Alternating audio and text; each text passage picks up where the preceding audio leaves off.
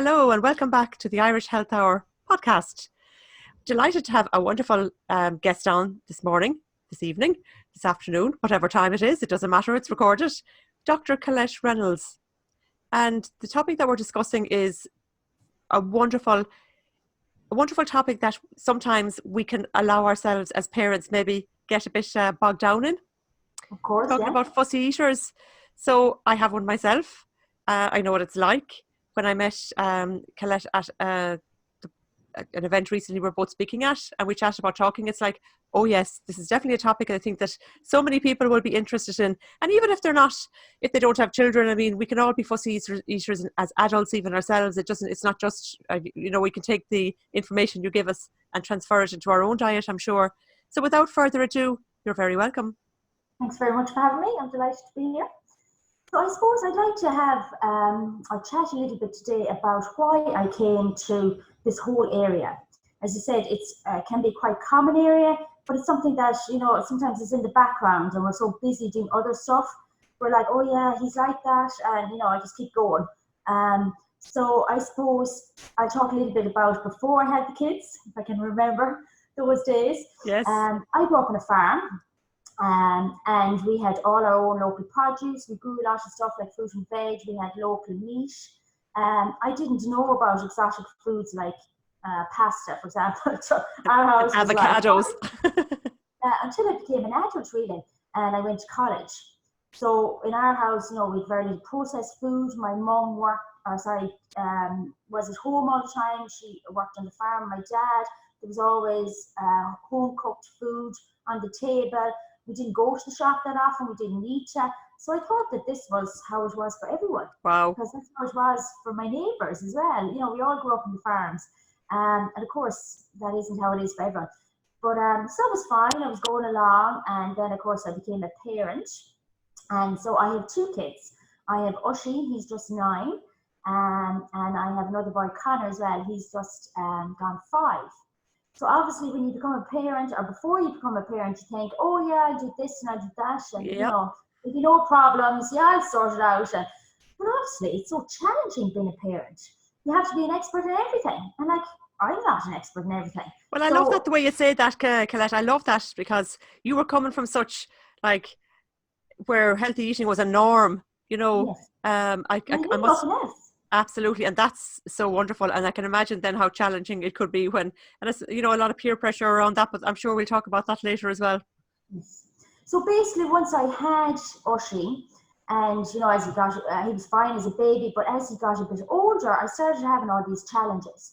And like I said, I have this background, we used to cook a lot and bake, and I had the psychology background at that stage, health promotion, I had done health education, so I was like, what is going on? So I suppose I'll talk a little bit about what exactly challenges I had so people can say, oh yeah, that's something I didn't realise that maybe I can do something about. Yeah, sure. One of the first things, I suppose, is Ushi was very particular about the way foods were served. So he would like to eat separate foods, So for example, when he was young, he wouldn't eat pizza. So I think I discovered this for the first time when we were out eating.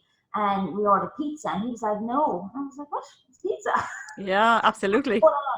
But it was the texture. So he didn't like the fact that the cheese was melted, or that the cheese and all the toppings were with the tomato sauce on the pizza base. So he had no problem eating a piece of cheese, he had no problem eating a piece of bread, but he liked them separate. But then if you were mixing it together, even though I explained to him, it's the same thing, it's bread, it's, things you eat like cheese, he just couldn't handle that. So another thing is, I suppose, he really liked to eat finger foods. He liked to eat with his hands, so he'd eat the piece of bread, he'd eat the piece of cheese. So this is actually quite a common thing I've discovered since, that kids really like to eat snack foods, what I call snack foods. So snack foods are often more dry or crunchy in texture. So think of something like a cracker, and they eat them with their hands. And basically, if Ushi was allowed, he would eat snack foods all the time. Yeah. He didn't want to eat other foods because they are often more, they're easier to eat. They're the crackers, they're more attractive, we say, in lots of ways. Another thing about him was, and again, this is a challenge a lot of parents would identify with. The evening meal, we'd have our dinner in the evening, was always the most challenging meal of the day. So it was because, one, the textures, so something like mashed potato, we didn't really like that. And the whole soft textures and stuff that was a bit mushy compared to something like a cracker, we had difficulty with. But also, it's the end of the day, or near the end of the day, you'd hope. My kids are always early risers, like you're looking at 5:30 or 6 o'clock regularly. You hear them coming in, to the bedroom, and you're like, oh, it's only 5:30. Yeah. Basically, but so everyone is more tired. We've got to work or whatever for the day. They're more tired. So obviously the dinner or that evening meal is more challenging. Yeah. And I suppose another thing, just to highlight one more thing about Oisín and the way he liked to eat at the time is we would often eat different foods than we would. So for example, if we were having, even as a toddler, if we were having roast veg, I know he didn't really like the softer texture, so I give him the raw veg. Yeah. So this is a thing, obviously, lots of parents do. You know that they like one food. It's a healthy food. It's like veg. So you give them the healthier or the easier option, the one that they prefer, and you just move on. You say, oh, that's great. He's eating dinner now and he's had his veg and everything is fine. So I'll talk a little bit about that in a while. It's interesting. So basically everything was fine, relatively speaking, for Oisín. He was eating a wide variety of veg, particularly veg, because that's, I suppose, the biggest food group parents struggle with. Most of us would like our kids to eat more veg in quantity and a bigger variety of types of it. But he was eating a wide variety of veg, of food, sorry. He was, there were nutritious foods. I was giving them like whole wheat crackers or whole wheat crackers. So it was fine when he was at home. I'd give him like the raw veg instead of the roasted veg. And I'd send that food, similar food, to the childminders to him. But actually, it became very interesting when we'd be eating out then. For example, if we were at a friend's house, I remember days where they'd cook dinner for everyone, there'd be a few kids around, and the moms would be meeting up, chatting, and he wouldn't even touch something like spaghetti bolognese, because it was all mixed up. And all the other kids sit down, they'd eat, and he'd be like, so I'd have to give him some bread or something. And, people then were like, oh, did I make the wrong thing? And I know. Kind of, oh, sorry, I didn't know. And then was, making more of a fuss around it. And I said, oh, he's fine, And so it was interesting to see, how he was, I suppose, different than some kids. Some kids would just sit down and eat spaghetti bolognese. Yeah. So I suppose I kind of said he has difficulty with these soft textures in particular, and the mixed foods. And because I suppose I had such a strong research background, it was kind of natural for me to say, let's look and see what is going on, and can I do something to help him? And I suppose when I started looking at the information that's out there, I found out that behaviours like this is actually quite common. And the other thing I found out very quickly, which is great, and this often I start talks and I start talking to people about this, is that there's lots we can do to help our kids eat better. I think we all want to hear that. Sometimes you just think, that's the way Jimmy is. He doesn't like vegetables, or he doesn't like soft things, or, he's just like that. And that can be fine, but actually there's loads we can do as parents or caregivers to help our kids eat better. And eat, I suppose, a wide variety of foods is a mantra I have, that the better variety of foods, the more nutritious, and then they don't get sick of eating one thing.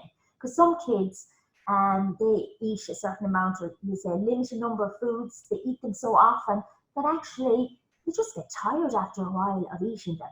So they end up eating less things because they're like, okay, I've seen enough, whatever, blueberries, I'm not having them anymore. So then their eating gets worse over time. So the kind of myth, I call it, that fussy eating improves over time isn't always the case, or eating habits, whatever they are. For some kids, they actually get worse over time. Wow. And often when people come to me, they say, oh, he used to eat this, and they have a big list of all the things he or she used to eat. Oh, but he doesn't eat that anymore. No, he hasn't eaten that in a year or 2 or 3 or whatever. So actually things are getting worse rather than better over time. Yeah, I've had that as well. Yeah, so that's, again, a common thing people can identify with. So Oisín wasn't getting better over time. And I suppose knowing what I know now, hindsight is always brilliant. Yes, If we knew then, of course, we don't always know. We do the best we we can do. That's because for that's sure. all we know at the time. But I don't think he would have got better by himself because the environment wasn't there. You know, the things I was doing, like giving him an alternative instead of the roast veg, for example, you know, he wasn't then getting exposed to the texture or the appearance, we say, of the roast veg. And he needed that exposure so he'd get more comfortable with the foods. And then he'd get, you know, he'd be more inclined to taste them. So it isn't that what I was doing was great. I was giving him, as I said, a wide variety of foods. They were nutritious foods. And I just thought things could be working a bit better. And I So was the conscious. question is, we all want to know is, how did you do this? So I suppose the thing is, I didn't want him also to be like this as he was older. I wanted him to be able to go on play dates or whatever, as he does now. He's picked up in school and on time. He goes off to such one's house, the buddy's house. You know, I pick him up after a while, so he's eating something there. You know, I didn't want it to kind of be food to be a big issue. And a lot Yeah, of people come to me say that it's a big issue. It's, you know, I have to think we have to go to this restaurant because the chicken nuggets are the only ones we eat. yeah, So when I'm traveling, you know, I have to bring all these foods, and then if you're going on a plane, you know, it's like, oh, you know, I can't bring enough food for the week. You know, going to new places, and it's just very stressful. yeah. And I like to think that it doesn't have to be this stressful for the Great. child as well. You know, and for us, you know, it's like, okay, we can go somewhere, and I know there'll be, you know, some things they can eat there, and it'll be no big deal, basically. You know, it's food, it's great, you know, and we eat and we move on. So I suppose I wanted to get kind of see was there help out there to see what I could do to help Oisín be more comfortable around these particularly soft textures. So I like before or when I started saying this to people like my mum, they were like, "What is wrong with you? He's growing well. He's lots of energy. He's loads of energy. You know, he's not sick often. He eats a wide variety of foods, you know, he's eating good foods, you know, healthy foods, you know, kind of gone, you know, way too OTT. And I said, maybe you're right, but I'm actually going to see, you know, is there things I can do to help him? So I didn't really find much in Ireland, to be honest, in terms of kind of other professionals saying, well, these are things you should do. Because I suppose Oisín was, you know, normal, if I can use that term. So he hadn't significant feeding issues. You know, he was average. So if someone saw his food diary or anything, they'd say, "Actually, that's grand." Yeah, I know. Fine. You know, and he's grown, and there's all these different things that are good. So why are you kind of looking to investigate something that's not really broken? But yet I still felt there was something there. So I started looking, I suppose, internationally, because there are people doing this long before me. So there's international research that would, the studies and all this that would say these, you know, are the causes of why our kids eat like this. This is what we can do. And I suppose the kind of best international advice as well. There's guidelines, people that have been doing this for years, and they've said, well, I find over 100 people that I've had, this is what really works. So this is something you should do. So I looked at UK, obviously, I looked in the States, I looked at Canada, New Zealand and Australia. So they would, I would feel, be kind of ahead of Ireland in some ways. And they were just giving advice, a lot of them, about how we could help our kids eat better. And interestingly, a lot of the research was in the area of fussy eating. Mm-hmm. Now, I would never have said Oisín was a fussy eater. And a lot of people would, no one would say, he's not fussy, you know, he eats this and that. But it happened to be in that area. So there's obviously a spectrum, you know, a continuum. So there's some kids, you know, don't eat certain things. And then there's others, you know, that have more and more limited diet. And then there's extreme, you'd say, limited diet. But still, a lot of this information was really useful. And I started learning things that I never knew before. So I suppose 3 key things that I always say to parents that I didn't know, so I presume others don't know always, that are really helpful, is the first thing, is that eating is a skill. So often we think we just open our mouth, we put in the food, that's it. There's nothing about it, no more, it's not a big deal. But actually, eating is a skill. So when you see the food, what do you think about it? You smell it, and if you feel it, what about the texture? There's a lot more going on than just putting it in our mouth. And for a lot of kids, the block is actually getting them to engage with the food or taste it or lick it even, because they're afraid. They're afraid maybe that they'll be made to eat something they don't want. And who wants that? If I gave you a plate of, we say, roasted cockroaches, and I said, here, George, but I spent all morning making them, and they're crunchy, they're salty, they're lovely, here. And you're like, oh, take them away. I can't even look at them. So it might be like that with the peas in our kids. Because some parents are like, but if they taste the strawberry, they'd like it, because, it's sweet, but it's not quite that simple. Mm-hmm. So I suppose eating is a skill. So I would consider it like riding a bicycle, or learning to read or write, or even toilet training. Some kids just get things very automatic, mm-hmm. and you can't. Or that's what he just did. That I didn't have to do it or do much. Then other kids, they just need some more support. Mm-hmm. So it's like the toilet train. I know my first one. He came to an age, he got it, he did it. Did very little. The second one, every step, getting them even to get to the toilet to do the wheeze, then doing the number twos, overnight them dry, and we'd go backwards and we'd go forwards. Yep. And give them a lot more support. Yeah. Eventually got there. So can I ask you a question there, actually? Do you find that children that maybe would have needed more support with toilet training are the ones that maybe need more support with things like food, or is there a pattern that you can see that some children are just the way they are, very individual? So that's an interesting question that I've never been asked before. So basically, in my experience, I haven't seen a correlation, and I've never looked it up. Maybe in bigger scales, people can say yes. But to answer, I think it's all very individual. So one, I remember a parent, she came to me with both her kids, and she said, one is following the younger one was following the older one. So she said, if we can kind of, help the older one, I'm sure the younger one will just follow on. And she said before she started toilet training with him, she'd come to me and she said, I'm dreading that because, the feeding isn't going well. And actually, it was perfect. She said he just got it.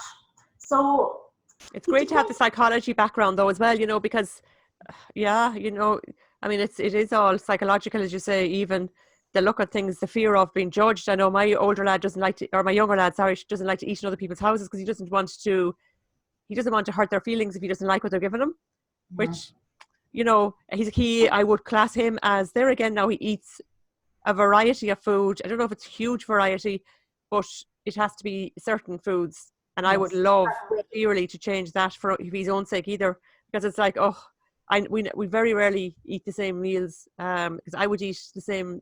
Like my older son loves salmon and I love salmon, and so on a Friday we'd have salmon with white sauce or whatever, but Irla then won't eat that. So, I'd love if he did eat more.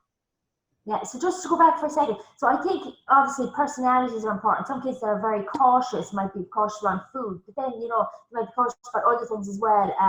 Like in the playground, they might be the best for climbing, for example. So, it's very individual. But just saying about your son, you can, like I always say, talk to your kids. Now, it depends what age they are. But, you can say to them, just say very politely, if you don't mind, I won't have that. I know I'm thinking of my own fella, the oldest fella, he was on a play day recently and they served gravy, for example, on meat. And, it was a bit of a dinner. And he was like, horrified. Why didn't you say, if you don't mind, I won't have the gravy? And I mean, she wouldn't have minded. She just no, not at all. She wasn't, so explain maybe to him that, we can say, we're all different. We've all preferences. Like Mammy likes this and doesn't like that, so we're all a little bit different. And if you tell people, they prefer you to know. And then they can, as you said, not put the gravy on the dinner. And it was on for other people, that was fine, but he wanted just the plain meat without the gravy. So I said, use your voice and say it, and it's not going to be a problem. I often have, I would have said it to, I would say it to people, and say to him too. I mean, sure, they don't mind. They're mothers of his friends, but he just has this thing. But anyway, but he was the one that too with toilet training would have been more difficult than the older lad. So that's why I asked you the question about wondering, are some children, It's not that they develop differently, but it's just everybody catches up anyway. That's what I always say, because I do a lot of emotional intelligence work with children, and I think they all at a certain age they level out. Yes, But just yes, some of them, just it's like as if they just don't bother. Or, yes. They're it's not as almost like it's just the motivated way they or are, as you say, unique. yeah. Because my younger fella, he wouldn't mind if he was going around soiled when he was being toilet trained, while the other fella would. So Yeah. they are very individual. So I just mentioned about my other child. It's not all about my oldest. So Connor had never, my youngest child, he's 5 now, he never had a problem with texture. So he would eat like baby bowls, which are really wet, the soup, loads of soup and mashed potato together. And he'd eat that long after he was a baby. But interestingly enough, he really liked things like mackerel when he was Wow. small. And I knew how good mackerel was, but I actually had a problem with mackerel. Right. So to tell you briefly what happened, when I was very young, way back obviously, we had a neighbour and he'd go around in a van selling. So he'd pick up mackerel, we live beside the sea, and he'd go around and he'd sell it. But he didn't have a refrigerated van. The mackerel was sitting in the back on a fine day, and he'd keep going until he sold it all. So he'd obviously get to our house a while after he picked it up, because the smell of the mackerel was really strong. And I just thought that's how fish was, and we hated it. Because it was so, it was really going off a little bit. That was fine to eat, it wasn't super fresh.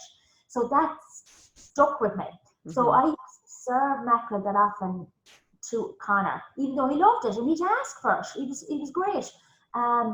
So he actually went off it after a while, because I'd say he just wasn't getting exposed to it. Yeah. Our own actually preferences can make a difference. Because if I don't like something like mackerel, or if I hate preparing it, then I'm less likely to serve it to my kids. Absolutely, of course. So they're not likely to get to know what it's like, and they're not likely to eat it. The other thing is, a common thing, he kind of, as a toddler, totally went off eating veg. So I knew about continually serving the veg and giving a variety. So at one stage, I think cooked peppers was the only thing he would eat. Mm-hmm. So he just would refuse. He'd put up his hands to his mouth and he'd say no. And if I insisted, it would become negative. So I wanted to know, how do I keep offering it in a positive way? What do I do to try and increase chances that he eat the veg?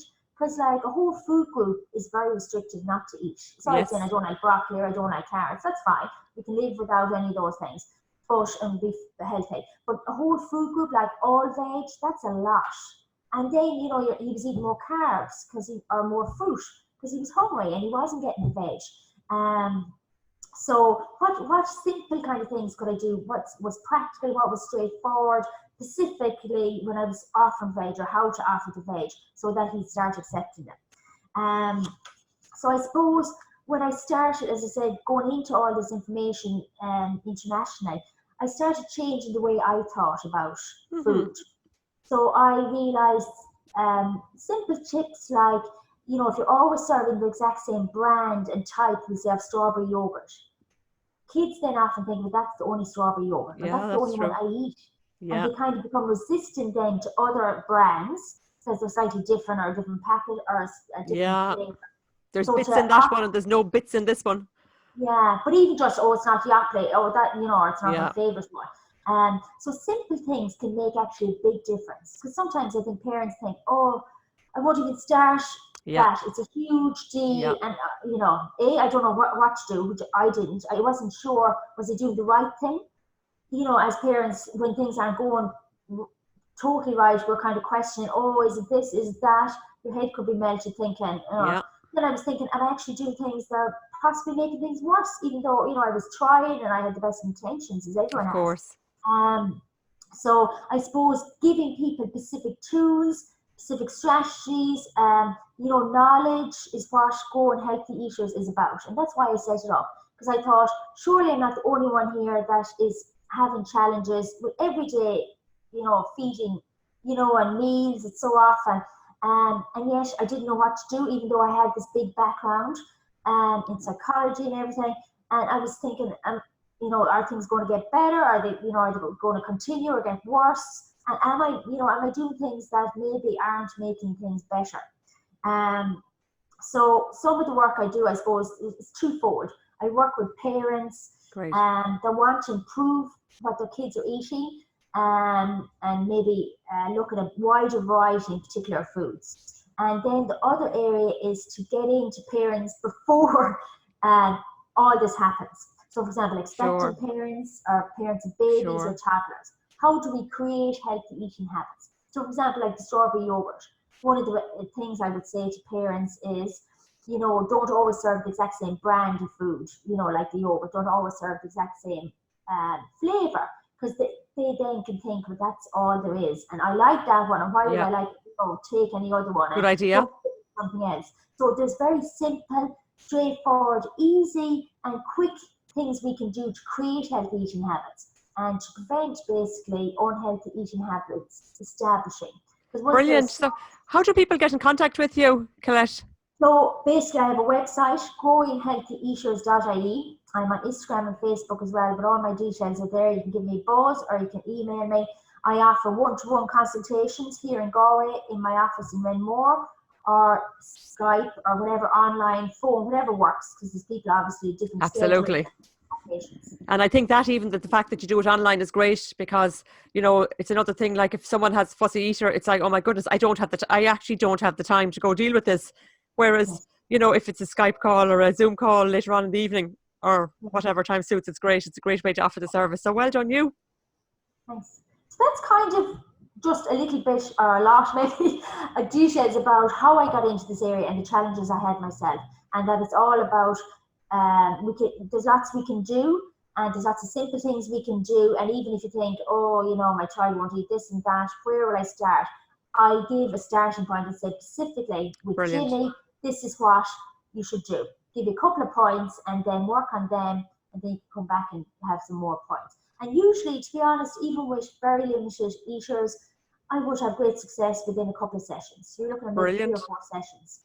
And everything changes. The whole, thinking around eating, the kids relax more, they get on board more, and then everything is so much better. And you also, people can sign up and get tips, because I downloaded it myself there this morning before the interview. They can go onto your website and get a checklist of healthy foods to eat, good tips, I guess, for healthy eating. So basically I have a free top 10 tips for growing healthy eaters. And then, as I said, I'm on Facebook and Instagram, so I do different posts on different topics, different foods, different little strategies you can use. So there's loads of information there. So Growing Healthy Eaters on Facebook as well, is that right? And on Instagram as well. And on Instagram. Fantastic. It's been a pleasure talking to you, Colette. I know a lot of people in the community will enjoy this one, because it is something that, as you said, we do our best as parents. We don't get it right all the time, nor should we even try to aim for perfection, because there's no such thing anyway. Yes. We do our best. It's just about, I suppose, getting a little bit of support and knowing then, okay, this is what is the best thing to be doing. That's what I think. I feel that about anything in parenting. If I am still, or challenged with something and I'm not sure what to do myself, I don't mind asking an expert in that area, whether it's, we'll say the sleep experts, loads of different types of people out there now to help. Because, as I said, parenting is so challenging. And we're supposed to be this expert in everything. And sure, it's impossible. And then we don't get the guidebook. That darn guidebook. We'll have to write it, Dolores. Absolutely. It's been an absolute pleasure, Colette. Thank you so much for coming on the podcast and speaking to us. I'll be sharing it across all the platforms, Twitter as well. You're not on Twitter, no? I'm not. No, it's another job. I'll have to do it. I'll share it across so that people will see it. It'll be on the website anyway, irishhealthhour.com. Colette, thank you so much. Thanks a million for having me. It's been a pleasure. It's been a pleasure.